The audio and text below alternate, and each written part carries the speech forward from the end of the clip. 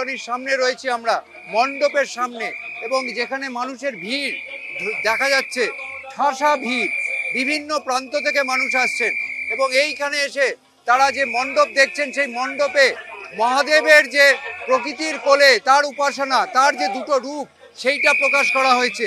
কিন্তু এখানেও বিতর্ক তারা করে বেড়াচ্ছে ত্রিধারা সম্মিলনীকে, এবং আপনারা এইখানে যে মহাদেবের দুটো রূপ সেটা দেখাচ্ছেন, কি সেইটা? আমাদের শিবের দুটো রূপ দেখিয়েছি। একটা শিব শান্ত রূপে আছে, শিবকে বলা যায় ক্রিয়েটার, ওয়ার্ল্ডকে ক্রিয়েট করেছে।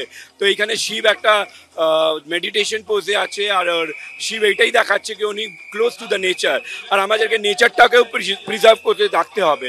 বাট আমরা প্রিজার্ভ না করলে শিব একটা তাণ্ডব রূপ ধরে নেয়।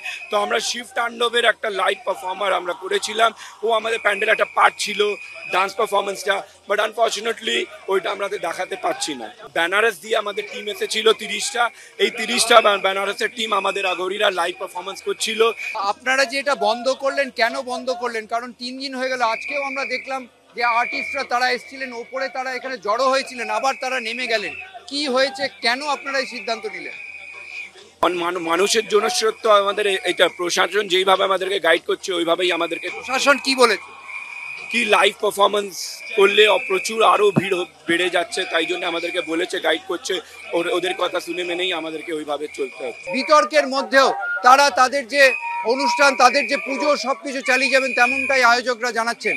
ক্যামেরায় পার্থপ্রতিম রায়ের সঙ্গে ঝিলম করঞ্জয়, এবিপি আনন্দ, কলকাতা।